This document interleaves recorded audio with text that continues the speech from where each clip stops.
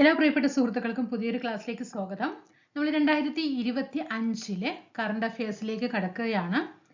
ASM exam നമുക്ക് ഓഗസ്റ്റിലാണ് നിങ്ങൾക്ക് date വന്നിരിക്കുന്നത് അല്ലേ? അപ്പോൾ അതുകൊണ്ട് നമ്മൾ ജനുവരി മുതൽ എന്ത് ചെയ്യണം? ജൂലൈ വരെയുള്ള കറണ്ട് അഫെയർ നന്നായിട്ട് നോക്കണം. കാരണം ഈ അടുത്ത് നടന്ന എക്സാമിനൊക്കെ അതിൻ്റെ തൊട്ട് ദിവസങ്ങളിൽ മുമ്പുള്ള കറണ്ട് അഫെയർ ആണ് ചോദ്യങ്ങൾ വന്നിരിക്കുന്നത്. അതുകൊണ്ട് തന്നെ 2025 എന്നുള്ള എന്ത് ചെയ്യണം? മാസങ്ങൾ കംപ്ലീറ്റ് ആക്കിയിട്ട് നിങ്ങൾ 2024ലേക്ക് കിടക്കാം. കാരണം ഈ അടുത്ത എക്സാം മുഴുവൻ കുറച്ച് ദിവസങ്ങൾക്ക് മുമ്പ് നടന്ന എക്സാമുകളിലൊക്കെ വന്നിരിക്കുന്നത് ഏത് ക്വസ്റ്റ്യൻ ആണ്? അതിൻ്റെ കുറച്ച് ദിവസങ്ങൾക്ക് മുമ്പുള്ള കറണ്ട് അഫെയർ മേഖലയിൽ നിന്നാണ് ക്വസ്റ്റ്യൻസ് വന്നിരിക്കുന്നത്. അതുകൊണ്ട് ആദ്യം പ്രിഫറൻസ് ഏതിന് തന്നെ കൊടുക്കണം? 2025 തന്നെ കൊടുക്കണം കേട്ടോ. അപ്പോൾ ഒരു മാർക്ക് നിങ്ങൾക്ക് എന്ത് ചെയ്യില്ല? മിസ്സാകില്ല കേട്ടോ. കറണ്ട് അഫെയർ ഭാഗത്ത് നിന്ന് ഒരു മാർക്ക് മിസ്സാക്കാതെ നമ്മൾ എന്ത് ചെയ്യണം? പഠിക്കണം. നിങ്ങൾ പഠിച്ച് ഒക്കെ ആക്കിയിരിക്കുന്ന വ്യക്തികളാണെങ്കിൽ ഈ ക്വസ്റ്റ്യൻ ഒക്കെ ആൻസർ ചെയ്യാനായിട്ട് സാധിക്കുന്നുണ്ടോ എന്ന് നോക്കട്ടോ. പുള്ളി 2025 മാത്രം കുറച്ച് ക്വസ്റ്റ്യൻസ് എടുത്തിട്ടുള്ളൂ. ക്ലാസ് 1 ക്ലാസ് 2 എന്ന് പറഞ്ഞിട്ട് കറണ്ട് അഫെയറിന്റെ ക്ലാസ്സുകൾ വരും കേട്ടോ. നിലവിലെ ഡീലിമിറ്റേഷൻ കമ്മീഷൻ ചെയർമാൻ ആരാണ്? നിലവിലെ ഡീലിമിറ്റേഷൻ കമ്മീഷൻ ചെയർമാൻ ആരാണ്? എ ഷാജഹാൻ ആണ്. ആരാണ്? എ ഷാജഹാൻ. ആരാ എ ഷാജഹാൻ? നമ്മുടെ സംസ്ഥാനത്തെ ഇപ്പോഴത്തെ തെരഞ്ഞെടുപ്പ് കമ്മീഷണർ ആണ്. സംസ്ഥാനത്തെ തെരഞ്ഞെടുപ്പ് കമ്മീഷണർ ആണ് ഷാജഹാൻ. നിലവിലെ ഡീലിമിറ്റേഷൻ കമ്മീഷൻ ചെയർമാൻ കൂടിയിട്ടാണ്. ക്വസ്റ്റ്യൻ വന്നു കഴിഞ്ഞു. നമുക്ക് ഈ അടുത്ത നടന്ന എക്സാമിന് കറണ്ട് അഫെയർ ആയിട്ട് വന്നു. ഇനി നോക്കൂ, ശ്രീ നാരായണ ഗുരു ഓപ്പൺ യൂണിവേഴ്സിറ്റിയുടെ പ്രഥമ അത്ലറ്റിക് വേദി എവിടെയാണ്? ശ്രീ നാരായണ ഗുരു ഓപ്പൺ സർവകലാശാലയുടെ പ്രഥമ അത്ലറ്റിക് മീറ്റിന്റെ വേദി എവിടെയാണ്? പ്രഥമ അത്ലറ്റിക് മീറ്റിന്റെ വേദി എവിടെയാണ്? എവിടെയായിരുന്നു വേദി? അത്ലറ്റിക് മീറ്റിന്റെ വേദി എവിടെയായിരുന്നു? തിരുവനന്തപുരം യൂണിവേഴ്സിറ്റി സ്റ്റേഡിയത്തിൽ വെച്ചിട്ടായിരുന്നു കേട്ടോ. തിരുവനന്തപുരം യൂണിവേഴ്സിറ്റി സ്റ്റേഡിയത്തിലായിരുന്നു. ഇപ്പോൾ ശ്രീനാരായണ ഗുരു ഓപ്പൺ യൂണിവേഴ്സിറ്റിയുടെ വൈസ് ചാൻസലർ ആരാണ്? ജഗതി രാജാണ് കേട്ടോ. വൈസ് ചാൻസലർ ആണ് ശ്രീനാരായണ ഗുരു ഓപ്പൺ യൂണിവേഴ്സിറ്റിയുടെ വൈസ് ചാൻസലർ ആരാണ്? ജഗതി രാജാണ് കേട്ടോ. ആരാണ്? ജഗതി രാജ്. ഓക്കെ ആണോ? ഇനി നോക്കൂ, നമ്മുടെ നീതി ആയോഗിന്റെ കേട്ടോ, നീതി ആയോഗ് 2015 ജനുവരി 1 നമ്മുടെ ആസൂത്രണ കമ്മീഷന് പകരം നിലവിൽ വന്ന ഒരു സ്ഥാപനമാണ് ഏത്? നീതി ആയോഗ്. നീതി ആയോഗിന്റെ റിപ്പോർട്ട് പ്രകാരം എങ്ങനെയാണ്? നീതി ആയോഗിന്റെ റിപ്പോർട്ട് പ്രകാരം റാങ്കിങ്ങിൽ, അതായത് ഏത് റാങ്കിലാണ്? ധനസ്ഥിതി കേട്ടോ. ധനസ്ഥിതി റാങ്കിങ്ങിലാണ്. ധനസ്ഥിതി റാങ്കിങ്ങിൽ കേരളത്തിന്റെ സ്ഥാനം, നീതി ആയോഗ് നടത്തിയ സംസ്ഥാനങ്ങളുടെ ധനസ്ഥിതി താരതമ്യപ്പെടുത്തിയിട്ട് കേരളത്തിന്റെ ധനസ്ഥിതി എങ്ങനെയാണ്, വേറെ സംസ്ഥാനങ്ങളുടെ ധനസ്ഥിതി എങ്ങനെയാണ് എന്നൊക്കെ നോക്കിയതിൽ നമ്മുടെ കേരളത്തിന്റെ സ്ഥാനം, അതായത് 18 സ്റ്റേറ്റ്സ് ആണ് എന്തുണ്ടായിരുന്നത്? 18 സംസ്ഥാനങ്ങളുടെ പട്ടികയിൽ കേരളത്തിന്റെ ധനസ്ഥിതി എന്ന് പറയുന്നത് 15ാം സ്ഥാനമാണ് കേട്ടോ. 15ാം സ്ഥാനത്താണ്. അപ്പൊ ഫസ്റ്റ് ആരാന്ന് നമ്മൾക്ക് നോക്കണം അല്ലേ? ഫസ്റ്റ് ആരാണ്? ഒഡീഷയാണ് കേട്ടോ. ധനസ്ഥിതിയിൽ ഫസ്റ്റ് നിൽക്കുന്ന സംസ്ഥാനം ഒഡീഷയാണ്. ഒഡീഷ.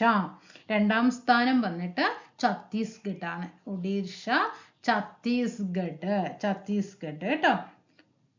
ഇനി ഇന്റർനാഷണൽ സർഫിംഗ് ഫെസ്റ്റിവലിന്റെ വേദി എവിടെയാണ്? ഇന്റർനാഷണൽ സർഫിംഗ് ഫെസ്റ്റിവലിന്റെ വേദി, സാഹസിക വിനോദസഞ്ചാരത്തിന് കരുത്തു പകർന്ന് വിനോദസഞ്ചാര വകുപ്പ് അല്ലെ, അന്താരാഷ്ട്ര ചാമ്പ്യൻഷിപ്പുകൾ വിനോദസഞ്ചാര വകുപ്പ് സംഘടിപ്പിക്കുന്നുണ്ട്. അതിലെ ഇന്റർനാഷണൽ സർഫിംഗ് ഫെസ്റ്റിവലിന്റെ വേദി എവിടെയെന്ന് ചോദിച്ചാൽ അത് വർക്കലയിലാണ് കേട്ടോ.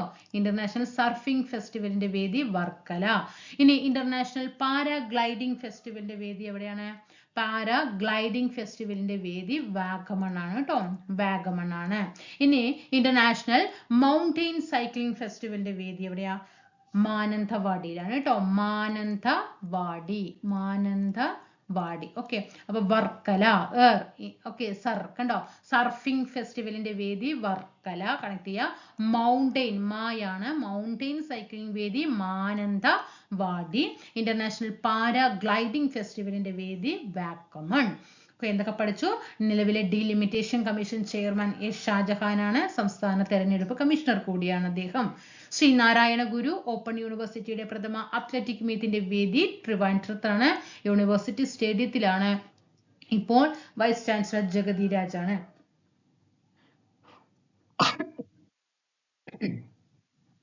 ധനസ്ഥിതി റാങ്കിങ്ങിൽ കേരളത്തിന്റെ സ്ഥാനം 18 സംസ്ഥാനങ്ങൾ എടുത്ത സമയത്ത് കേരളത്തിന്റെ സ്ഥാനം 15ആണ്. ഇന്റർനാഷണൽ സർഫിംഗ് ഫെസ്റ്റിവലിന്റെ വേദി വർക്കലയാണ്. ഇന്റർനാഷണൽ പാരാഗ്ലൈഡിംഗ് ഫെസ്റ്റിവലിന്റെ വേദി വാഗമൺ ആണ്. ഇന്റർനാഷണൽ മൗണ്ടെയിൻ സൈക്ലിംഗ് ഫെസ്റ്റിവലിന്റെ വേദി മാനന്തവാടിയാണ്. ഒരു സങ്കീർത്തനം പോലെ എന്ന നോവൽ ആരുടേതാണ്? ഒരു സങ്കീർത്തനം പോലെ എന്ന നോവൽ ആരുടേതാണ്?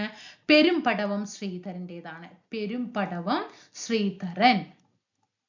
എന്താണ് ഇതിന്റെ പ്രത്യേകത? ഈ ഒരു സങ്കീർത്തനം പോലെ എന്ന നോവലിന്റെ പ്രത്യേകത എന്താണ്?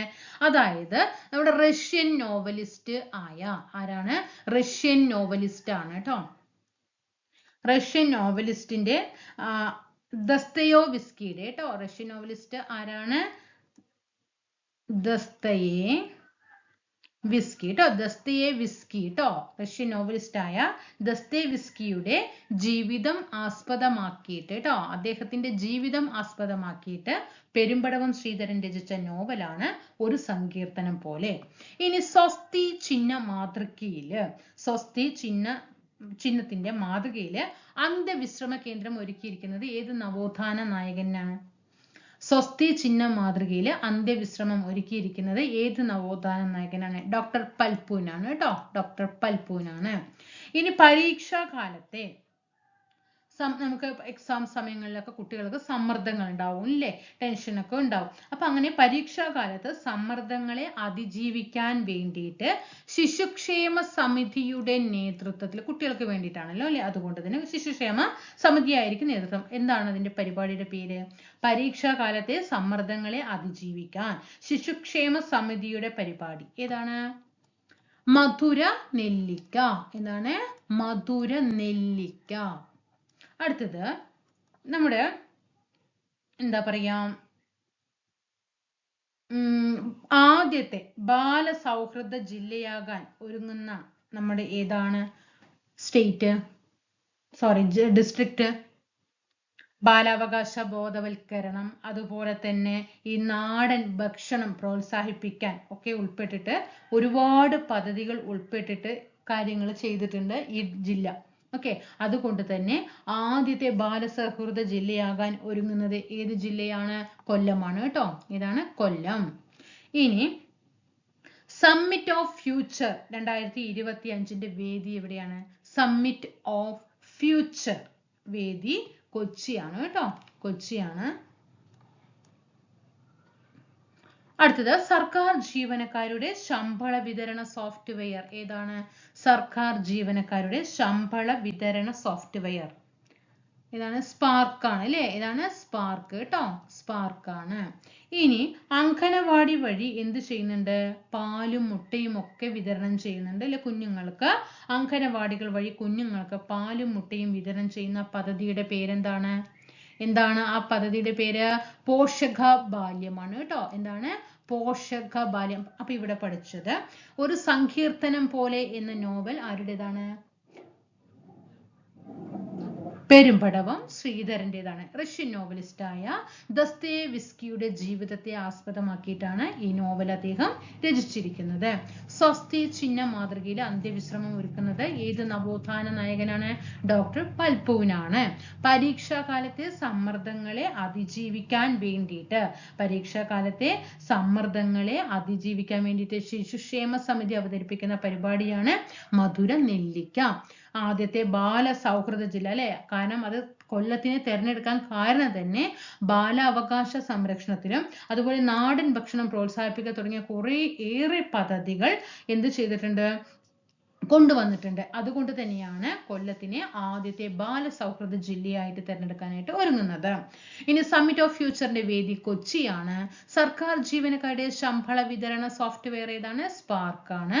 അംഗനവാടി വഴി പാലും മുട്ടയും വിതരണം ചെയ്യുന്ന പദ്ധതിയുടെ പേരാണ് പോഷക ബാല്യം. കർഷക കൂട്ടായ്മ, അതായത് നമ്മുടെ MS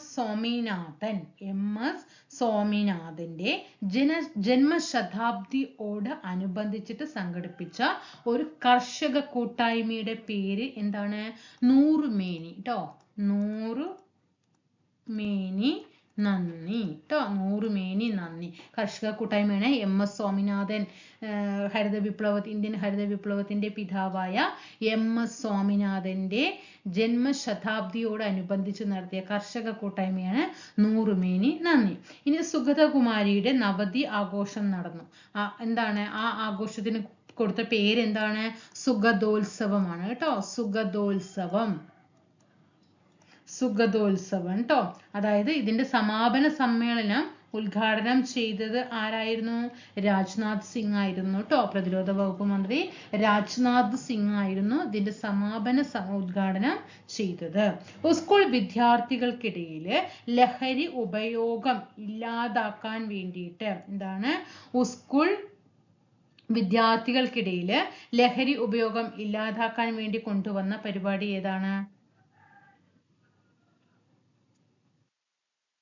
സ്കൂൾ വിദ്യാർത്ഥികൾക്കിടയിൽ ലഹരി ഉപയോഗം ഇല്ലാതാക്കാൻ വേണ്ടി കൊണ്ടുവന്നത്. പഠിച്ചതൊക്കെ ഒന്ന് നിങ്ങൾക്ക് റിവിഷൻ. അതാണ് ഞാനിവിടെ ആൻസർ തന്നെ എന്ത് ചെയ്യണത് കൊടുക്കാതിരുന്നത്. കാരണം നിങ്ങൾക്കത് പഠിച്ചത് ഓർമ്മയുണ്ടോ എന്ന് അറിയാൻ വേണ്ടിയിട്ടാണ്. പറയൂ, ഏതാണ്?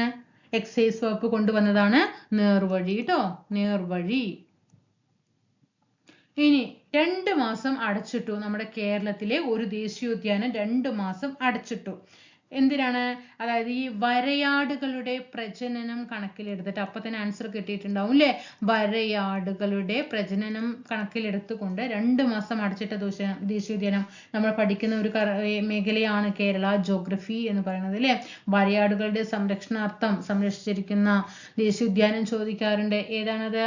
ഇരവികുളത്താണ് അല്ലേ? ഇരവികുളം. ഇനി OP ടിക്കറ്റ് എന്താണ്? OP ടിക്കറ്റ് ഓൺലൈൻ വഴിയായിട്ട് ബുക്ക് ചെയ്യാൻ. OP ടിക്കറ്റ് അതായത് നമ്മുടെ സർക്കാർ, നമ്മുടെ ഗവൺമെന്റ് ആശുപത്രികളിലൊക്കെ പോകുന്ന സമയത്ത് നമുക്ക് എന്ത് ചെയ്യണം? OP ടിക്കറ്റ് എടുക്കണം അല്ലേ? അപ്പൊ നമുക്ക് ഇനിയിപ്പോൾ രാവിലെ കാണിക്കണം എന്ന് പറഞ്ഞാൽ നമുക്ക് നേരത്തെ പോയിട്ട് എന്ത് ചെയ്യണം? അവിടെ പോയിട്ട് OP ടിക്കറ്റ് എടുക്കാൻ ക്യൂ നിൽക്കേണ്ടി വരും. അതൊക്കെ നമുക്ക് വയ്യാത്ത പോകുന്ന സമയത്ത് കാലതാമസം ഉണ്ടാക്കും അല്ലേ? അപ്പൊ അതുകൊണ്ട് തന്നെ എന്ത് ചെയ്യാം? ഓൺലൈനായിട്ട് നമുക്ക് എന്ത് ചെയ്യാം? OP ടിക്കറ്റ് ബുക്ക് ചെയ്യാനുള്ള മൊബൈൽ ആപ്പ് ഏതാണ്? ഇ-ഹെൽത്ത് കേരള. ഇ-ഹെൽത്ത് ട്ടോ. ഇ-ഹെൽത്ത് കേരള. അപ്പൊ ഇവിടെ എന്തൊക്കെ പഠിച്ചു? MS സ്വാമിനാഥന്റെ ജന്മശതാബ്ദിയോടനുബന്ധിച്ച് നടത്തിയ കർഷക കൂട്ടായ്മയുടെ പേരാണ് നൂറുമേനി നന്ദി. സുഗതകുമാരിയുടെ നവതി ആഘോഷം എന്നറിയപ്പെട്ടു? സുഗതോത്സവം എന്നറിയപ്പെട്ടു. സമാപന സമ്മേളനം ഉദ്ഘാടനം ചെയ്തത് രാജ്നാഥ് സിംഗ് ആണ്. സ്കൂൾ വിദ്യാർത്ഥികൾക്കിടയിൽ ലഹരി ഉപയോഗം ഇല്ലാതാക്കാനുള്ള എക്സൈസ് വകുപ്പിന്റെ പദ്ധതിയാണ് നേർവഴി. 2 മാസം വരയാടുകളുടെ പ്രജനന കാലം ലക്ഷ്യമിട്ടുകൊണ്ട് 2 മാസം അടച്ചിട്ട ദേശീയോദ്യാനമാണ് ഇരവികുളം. OP ടിക്കറ്റ് ആരോഗ്യ മേഖലയിലേക്ക് സർക്കാരിന്റെ കീഴിലുള്ള ആശുപത്രികളിൽ OP ടിക്കറ്റ് ഓൺലൈനായിട്ട് ബുക്ക് ചെയ്യാൻ എന്താണ്? ഇ-ഹെൽത്ത് കേരള. എക്സാം ആകുമ്പോഴേക്കും 2025 ഫുള്ളും കുറച്ച് സ്പൂൺ ഫീഡിങ് പോലെ നിങ്ങൾക്ക് ഒരു ഭയങ്കര സ്ട്രെസ് ഒന്നും ഇല്ലാതെ കറണ്ട് അഫെയർ പഠിച്ചിട്ട് പോകുന്ന രീതിയിൽ കറണ്ട് അഫെയർ തരാം കേട്ടോ. തീർച്ചയായിട്ടും ക്ലാസ്സുകൾ ഇഷ്ടപ്പെടുകയാണെങ്കിൽ സബ്സ്ക്രൈബ് ചെയ്ത് സപ്പോർട്ട് ചെയ്ത് ലൈക്ക് ചെയ്ത് ഷെയർ ഒക്കെ ചെയ്യണം കേട്ടോ. Thank you.